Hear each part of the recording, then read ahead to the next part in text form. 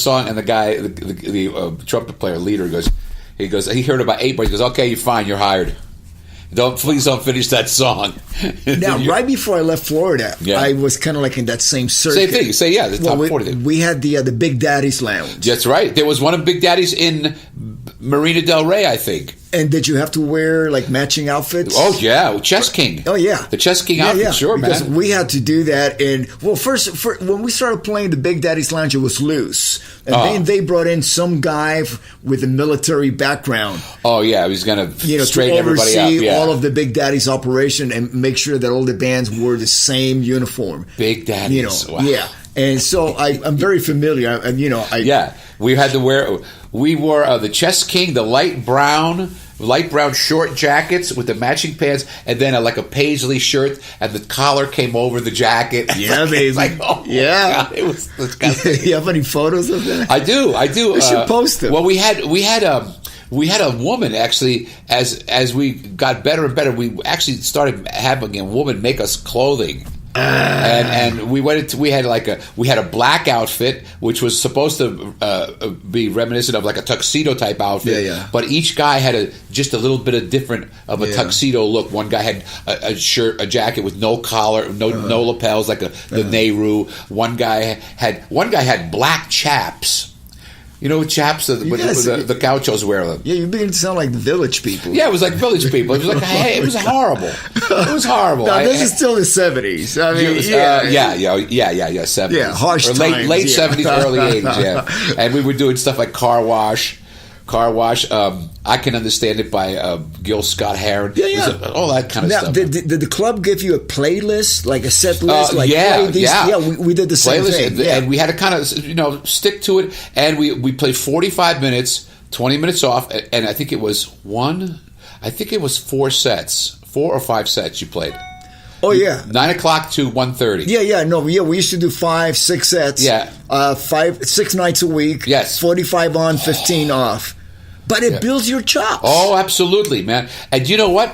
That's where I met Ellis Hall. That's exactly where, at the Redondo Beach. Yes. That's where I met him. Yes. And that's another story. Yes. But incredible musician. Amazing. And he was amazing back then. And that was, what was that, 30 years ago? How many? More than that, almost 40. We're talking 70s. That's 40 years ago. Rudy, my back. I just threw my back out. Yeah. What is the oddest song you've ever played in a club? Odd for let's say you're a rock musician and you're doing this gig and all of a sudden they in a bar back in then? a club, that you have to do it because the club owner says you guys got to play the song. Wow. Mine was "You're Having My Baby." Just the way you said it is funny. Yeah, because I remember. I'll never forget it. And of course, if we were in Miami, so our strategy was because first you got to get the people dancing. That was very important to the Club of the Red Onions. That's because they had to check this out. At Woodland Hills Red Onion, they had a guy who would sit outside on the roof and watch for the fire marshal. If the fire marshal decided to show up, like say on a Friday or Saturday night, because they would pack so many people to those clubs, he would somehow walkie-talkie down to the DJ, and the DJ would shine like a red light like this, and we had to immediately play the most funkiest dance song, so people got onto the dance floor, so it made the rest of the club look like not as full. Wow. Yeah, it was, and they got fined a bunch of times. They got fined. That's some serious stuff. Serious stuff, man. Especially now with stuff that's happened, and we just had to play like a brick house or something, whatever. So what we did to make people dance was we added a percussionist, which was easy to find, and it was usually somebody in your family, like your cousin.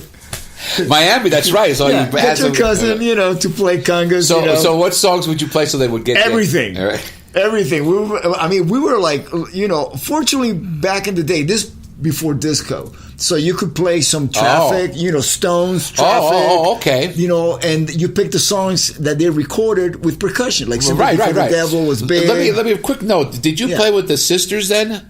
the girls? No.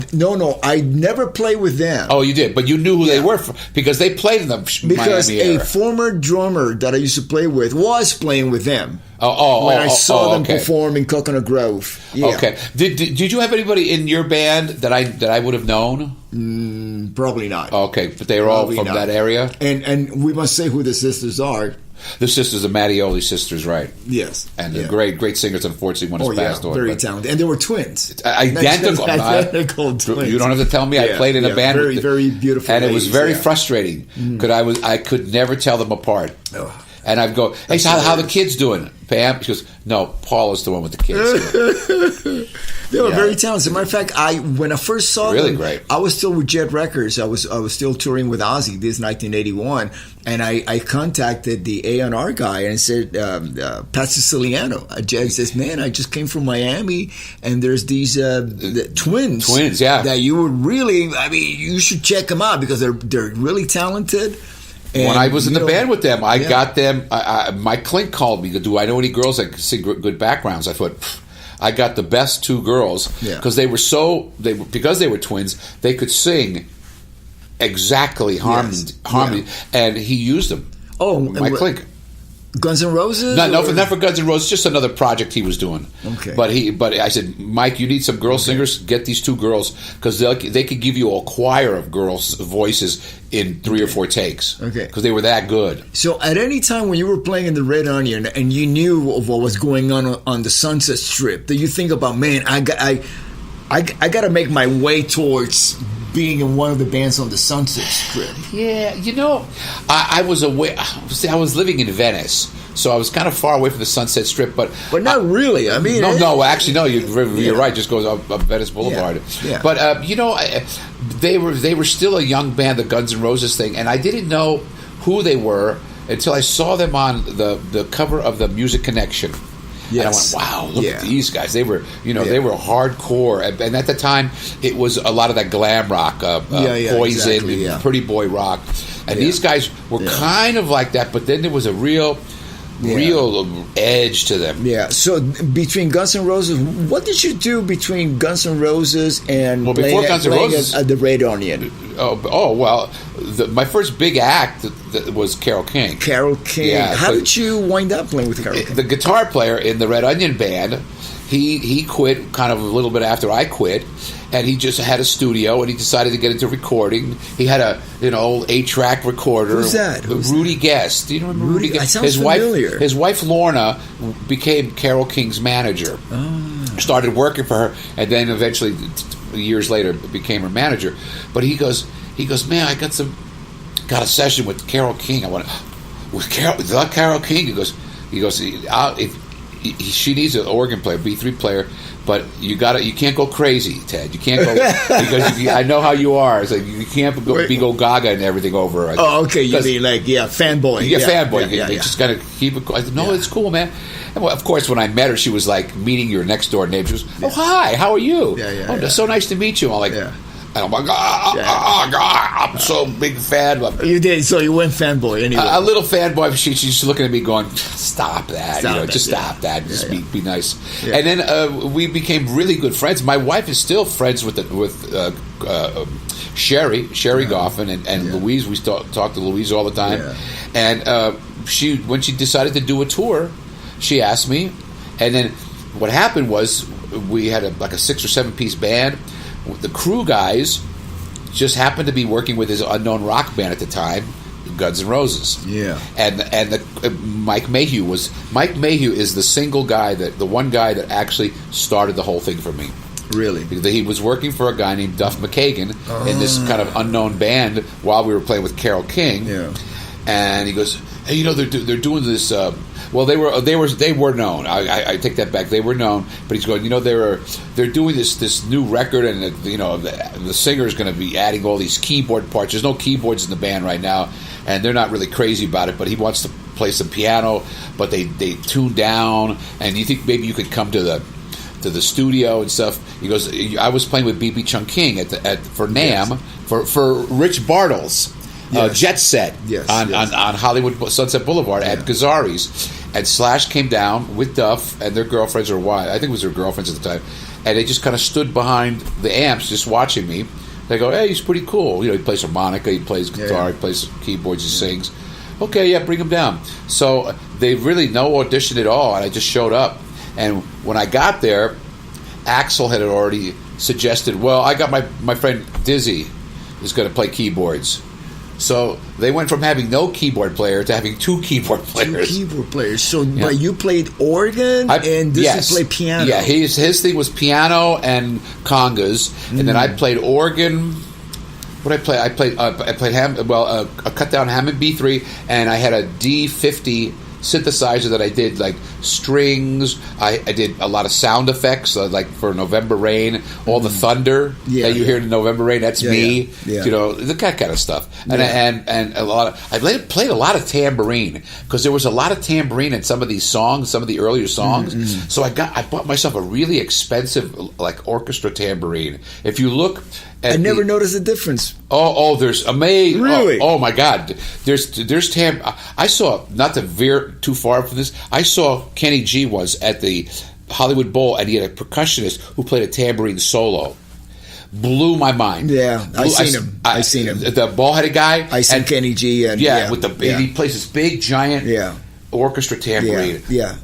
His bass player. To watch. So anyway, so I played tambourine. If you look on some of the videos, you can see there's a lot of me doing this. Yeah. And then I started upping the ante. I started using 4 tambourines. I would tape 2 of them together and play them together. It's the 80s. Of course you got to do that. Just to kind of, you know. Yeah. I was so far in the back anyway. Yeah. So yeah. But that was you know it. What? So, I want to go back to you playing with Carole King. Carole King. Because from experience, you know, anytime that I play with guys that predate rock and roll, people that come from like, you know, like deep, like from the 50s background. One of them was Ronnie James Dio. Really? Ronnie James Dio. I mean, before he went metal, he was singing doo-wop.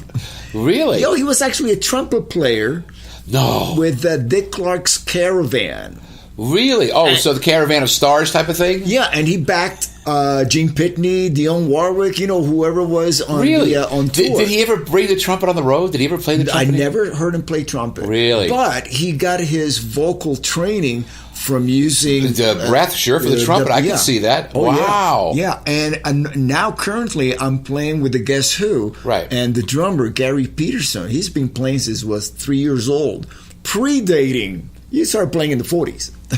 Wow. So, you know, and there's so much to learn. About a guy, something like that? Yeah, man. Yeah, so my question is, what did you take with you having played with Carole King? Oh. Musically, the one thing that I learned from her was, what do you call it? Not substitutions. When you play a chord, in, like, say, the first position, what she was really great at. Oh, the drop 2? No. She would go, play it in the 5th position. Oh, yeah, okay. Inversions. Inversions. Yeah, that's inversions. What I want. Okay. Yeah. She was so good at that. And I like the first time I ever played I Feel the Earth Move, that piano part, because I played that for her. She didn't play it. She just sang. So she would look over at me. She'd go, okay, I'm ready. And I go, boom, boom, ba, boom, boom. First time I ever played it, I thought I knew what I was doing. Yeah. She goes, stop, hold on, stop. She goes, how are you playing that? I said, I was just playing gong gong gran, gong gong gran. She goes, oh no, it's only 3 fingers. So what do you mean? She's that part is only gong gong gran. It's everybody always plays it like a big 7th chord. Yeah. It's not. Yeah. And I didn't know it. But she was real good at that. And when she would lean over my shoulder sometimes, she goes, oh, you know, when you play that, play it over here. Play it in this inversion. But she could do it really quickly. And I'd have to go, wait, what did you just do? Yeah. Because I couldn't grasp it that quickly. Yeah. But she was really great at inversions. And that's that and the sus chords. Yeah. The G in the bass with the F chord in the right. Yeah.